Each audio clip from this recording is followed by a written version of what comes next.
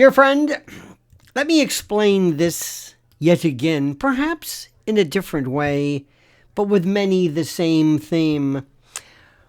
What is happening, still happening to Candace Owens right now, looks less like criticism and more like a coordinated character demolition.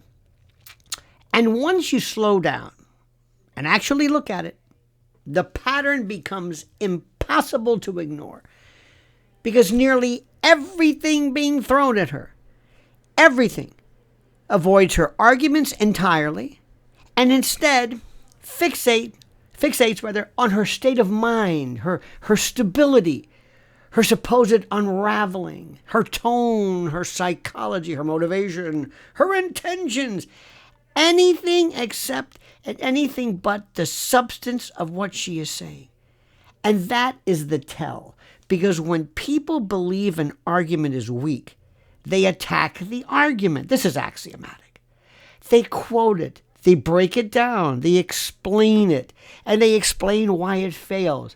They do not obsessively speculate about whether the person making the argument has gone crazy or is nuts. And yet that is almost the entire media posture toward Candace Owens right now.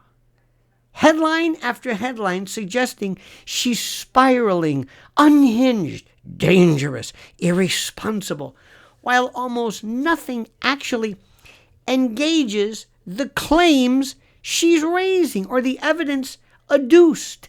And if you doubt that, try this simple test. Search for coverage that praises what she is saying or even neutrally examines it. Go ahead. I'll wait. Or maybe something that seriously disputes it point by point, and see how hard it is to find anything. Because what you mostly get is noise and mockery and concern trolling and psychological framing. And that should seriously worry anyone who still believes that public debate is worth something. That public debate is supposed to be about ideas rather than extermination of an individual by reputation. Because this is not how confident systems behave. This is how threatened folks and organizations and systems, in essence, behave. And it feels eerily familiar to anyone who lived through the early years when uncomfortable questions were treated not as challenges to be answered, but instead as dangers to be suppressed. Does this sound familiar? Huh? Of course it does. And that is why so many people keep drawing parallels to past moments, I know I am, when inquiring itself became the enemy. Because the same moves are being used again. Label the speaker unstable. Warn others. Warn them away. Isolate them socially. Make association costly.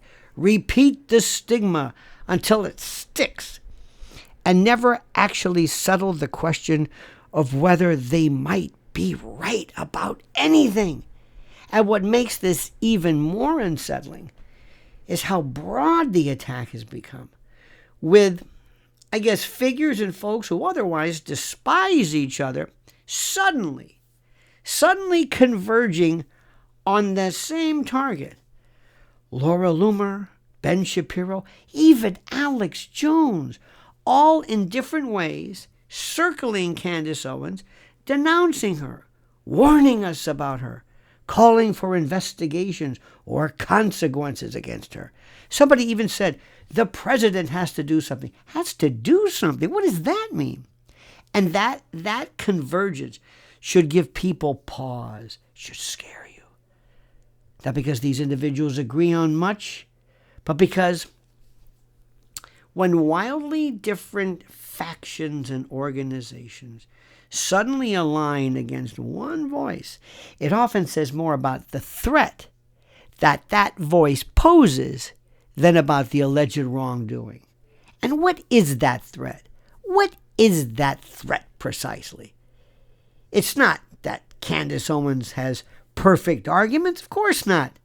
No serious thinker does. That's not even the point. It's that she has independence plus scale and money. Money, not money, but performance money, metrics money, followers money, value. She's loaded. She's the belle of the ball. And you know who created that? They did. She doesn't need permission from anyone to ask a question. She doesn't rely on a single platform. She doesn't answer to donors or committees. That's the critical part. Don't ever underestimate that one, as George Bush said. And she has an audience large enough that silencing her wouldn't matter. And that is the key distinction. History is full of people saying strange or wrong things, okay? But very few of them attract a level of sustained hostility because most of them can be ignored. You know, the internet has taught us that ignoring someone, and this is something that I've always advocated about, ignoring someone is the fastest way to make them disappear. Attention is oxygen. And yet, Candace Owens cannot be ignored. And that is why the response is escalation rather than debate. And you see, once you notice that, then the behavior starts to look less like some organic outrage and more like panic, sustained, controlled, organized panic. And that panic spills over onto others too, because Tucker Carlson now finds himself labeled everything from a secret foreign Islamist agent to a crypto extremist of one kind or another, some Qatari agent. And once again, the content of what he says is secondary to the effort to poison the audience against him personally. And the irony is brutal because every time this happens, every single time this happens, their numbers go up, their reach expands, their relevance increases, and the very people trying to erase them end up amplifying them, which suggests a profound misunderstanding of how modern media works. Because in a world of abundance, dear friend, where anyone can publish and where anyone can pretty much say what they want, and where audiences choose freely, credibility is not enforced from above.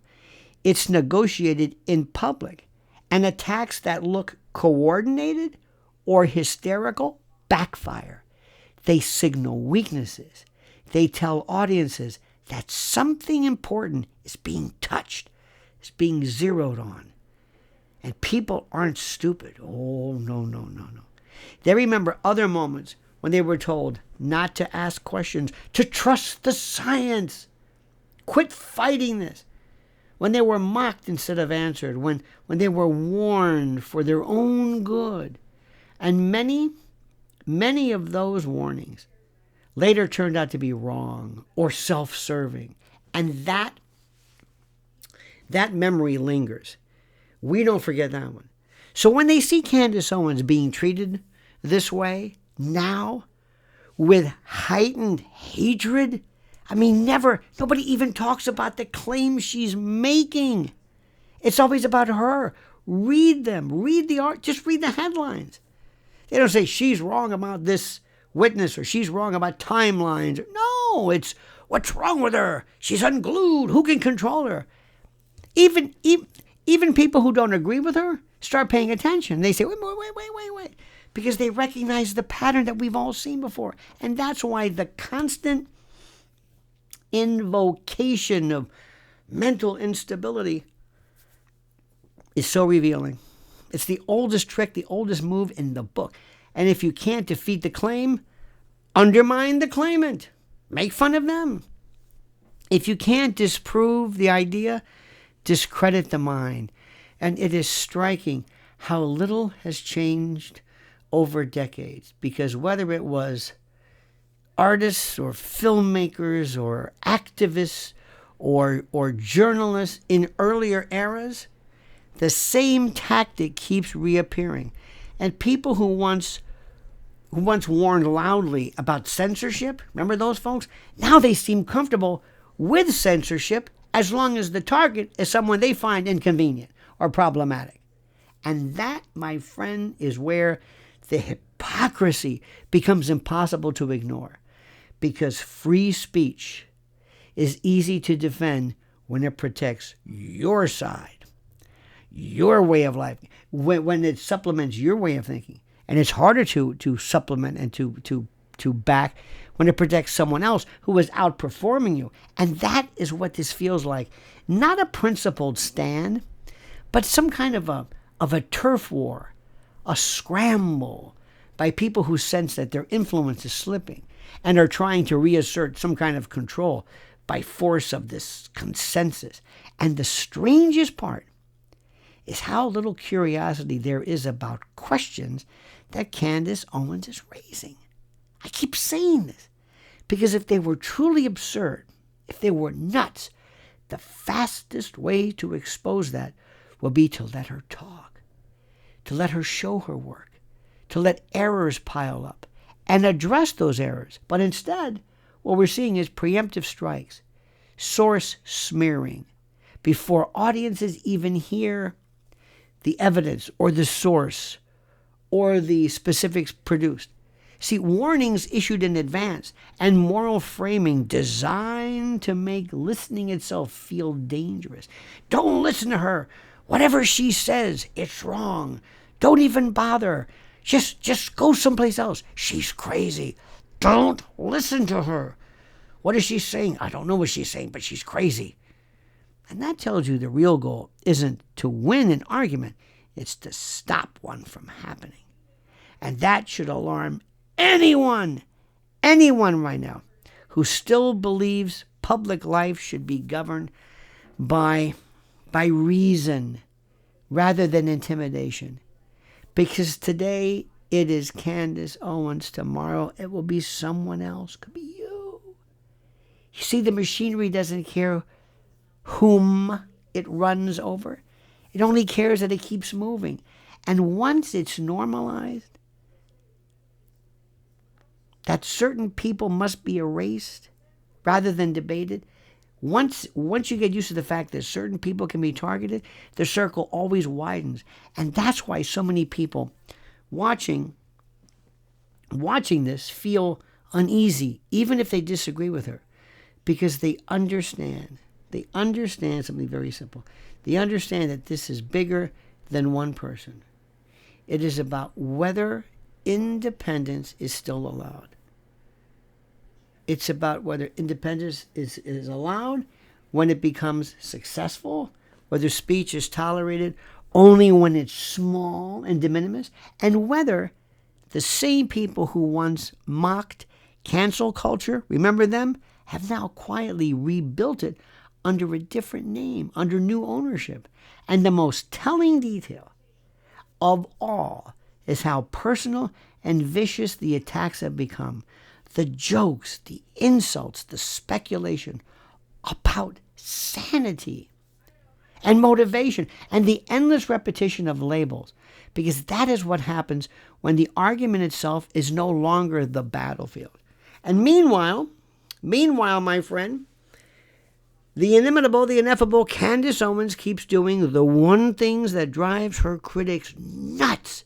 She keeps talking to her base, to her audience, to her fans and her acolytes. She keeps producing content. She keeps attracting attention. And she keeps refusing to submit. And the more they swing at her, the clearer it becomes. The clearer it becomes that this is not about protecting the public or defending the truth, whatever the truth is. It's about eliminating a rival who can't be controlled. And that is why this moment, listen to me, that's why this moment feels different and heavier and more desperate, because it's not just disagreement. That's what I'm saying. It's an attempt to erase her. This erasure carried out in public. And anyone who still cares about open debate and free expression and free speech should be asking themselves why this level of force is even being used, why the attacks are so uniform in tone, even when they come from different camps. Why? And why so few people seem willing to simply say, here is what she got wrong. And here's why. This is what she said that's wrong. Here's what the evidence is. Because the absence of that simple response speaks louder than any headline. And it suggests that beneath all the shouting and the screaming, there's a deep, very deep fear of what happens when one person with a camera and a voice and a microphone and a large audience refuses to play by the old rules, who refuses to give in. Because once that door is open, it can't be closed again. And the system that depended on obedience and scarcity knows it. And I'm also going to say something which I want you to listen to very carefully. You know, I have no reason to believe this, or I can't prove this, so I speculate it. But I wouldn't be surprised if a lot of her biggest adversaries are being paid by someone. Remember, USAID did it. We heard about them. USAID did it. In 2016 or so, Moby, the musician, said that he was approached or paid or whatever by, he called it the CIA, by Intel, to provide his platform for propaganda purposes against or regarding Russiagate or Russia involvement or Russia collusion or whatever it was. Think about how smart this is. Let's say this little ball is a very powerful medium of some big promoter, 5 million followers. What if I went to this person and said, listen, we'll buy this from you. We'll rent this for you. Start a little secret. Give us this. We'll give it back. We'll produce your content. But we're going to use your system. Years ago, a friend of mine, who's kind of in the organization, from the boys, you know what I mean, said to me, he said, do you ever wonder why the government doesn't shut down the mafia or motorcycle gangs or whatever it is, or the various Chinese triads or Albanians, or do you ever wonder why? He says, they could do it in a heartbeat, but they don't. They want our system. They want to be able to use our networks. And he said this line, I'll never forget. They want to put their blood in our veins. So I'm just wondering, when all of a sudden you have people who really kind of don't get along, like Laura Loomer, and even though there's some internecine fighting, Laura Loomer and Alex Jones and Ben Shapiro and I can't figure out Megyn Kelly, but whoever these people are, all of a sudden, these people who just never got along with anything, now all of a sudden they're showing, and I can mention some other influencers, showing this, all of them big, money, number of people, all of them are showing this kind of a coordinated, choreographed hatred against Candace. I can't prove this, but I wouldn't be surprised if somebody said, hey, listen, join the team. If you don't like what she's doing anyway, join our team. Don't be surprised. Remember how years ago Rob Reiner and Bette Midler and Robert De Niro, all of a sudden, these people were producing content like 24/7. How did that? Why? Because he had big numbers. Remember Rob Reiner, after Trump won, he basically wiped out his chat, his Twitter then I guess, and he had to go to rehab to relax. Rehab isn't a spa. I mean, I can't prove any of this. I'm just merely telling you, admittedly, it's speculation. But would it surprise you? Hell no. Don't think. Remember, take somebody with a big viewer base and say, let's borrow this. It's like your addresses, your email list. And we'll put out the content for a while and we'll pay you. We'll put our blood in your veins. Think about that. So anyway, my friends, more to think about. Because this is bigger than Candace, bigger than the issue. Notice we never talk about the individual allegations. Let me thank you. Let me also thank you right now, my friends, for following my wife at Lynn's Warriors. She is she is reporting about what's going on with kids and TikTok, AI, what's going on with different online, how big tech is fighting tooth and nail any attempt to protect children. Nobody wants to shut down the internet. But remember something. Think about this very quickly. Internet supposedly says, Section 230, we can't get involved in this. We can't do this. We can't let anything affect the intellectual integrity of the platform. But if you said anything about ivermectin or hydroxychloroquine or anything pro-Trump, they would shut you down in a heartbeat. But they can't stop CSAM, child sexual abuse material? Come on. Why do they want your kids? I think you know why. Eyes wide shut, baby. Just saying. So thank you for following her at Lynn's Warriors. Because our battle is everywhere. Because what are we doing? Whether it's about Candace, whether it's about children, whether it's about anything, it's about what makes America America. It's about the First Amendment. It's about being an American. And for those of you who are not Americans, you're across the pond, as they say, it's about being a citizen of the world who appreciates and loves and cherishes the ability to have unedited, unimpeded freedom of speech. And that's it, my friend. Thank you so much for watching. Please like this video. Subscribe to the channel. Subscribe.